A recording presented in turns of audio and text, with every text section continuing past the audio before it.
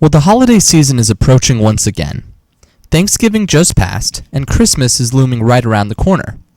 But the funny thing about holidays and commemorations in general is that they tell us much more about society today than the actual events in the past. Think about it. Every year for Christmas, countless Americans gather with their families to open presents. The more gifts beneath the tree, the better. Such a celebration reveals a lot about the current values of our society. We treasure family, materialism, and the American dream.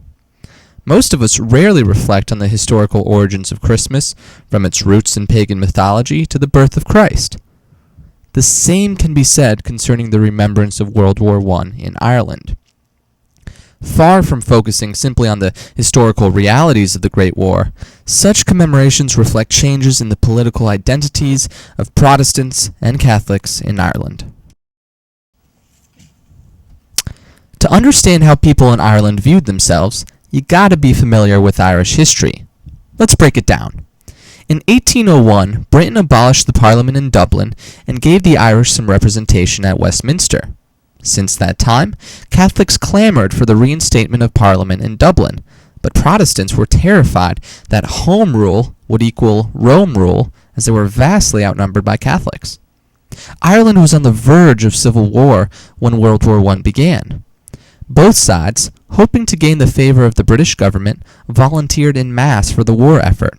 In fact, around 200,000 Irish signed up for the war, and about 50,000 paid for it with their lives. But on Easter 1916, a group of radical Republicans staged a rebellion in Dublin. After several years of war, the English finally decided to rid themselves of the rebellious Irish. Yet since Protestants held a majority in the north, England partitioned the country into Northern Ireland and the Irish Free State. Now initially, both Protestants and Catholics chose to remember World War I. The first celebration of Armistice Day on November 11, 1919, was marked by a 2-minute silence and various parades to new war memorials. But eventually, Protestants began to use Armistice Day as a means to assert their allegiance to Great Britain. To find out a little bit more about the Protestant perspective, let's talk with Heather Duffy. I've been born and raised a Presbyterian in Ballycastle. It's just another coastal town in Northern Ireland. When the war started, my husband volunteered to fight. He was so eager to prove that though he came from a wee village, he could still fight in a great war. He never returned, though. He died with most of his comrades at the Somme. So when I celebrate Armistice Day, it's to remember him, his loyalty and his sacrifice to Great Britain. Catholics rarely join us in our commemorations, because while my husband was out fighting in the war, those murderous Republicans were involved in the Easter Rising. You can never trust a Catholic. All they want to do is overthrow the state and join up with the rest of Ireland. No. On Armistice Day, we remember our dead, not their dead. Well, Heather was certainly right about one thing. As Protestants began to use the holiday to promote Unionist values, Catholics largely ignored it despite their notable contribution to the war. By the 1930s, the Irish Free State began to restrict Armistice Day parades by limiting the sale of poppies and forbidding veterans from carrying Union Jacks. During World War II, celebrations were banned in Ireland, and the National War Memorial in Dublin was left to deteriorate. Most importantly, veterans were largely marginalized and excluded from Catholic society in the Irish Free State. Let's take a look at Private McGaver's experience to learn about his return from the war. I'm as staunch a Catholic and Irishman as many. I enlisted for the war because I sympathised with Belgium and knew what it was like to live in an occupied country. Throughout the war, I served gallantly and even earned the Victoria Cross. But when I returned from the war, I wasn't hailed as a hero. Instead, I was shunned as a traitor. People said I was a brave man, but that I hadn't been brave for Ireland. They viewed Armistice Day as a celebration of British imperialism, and in their minds, I was nothing more than an agent of imperialism.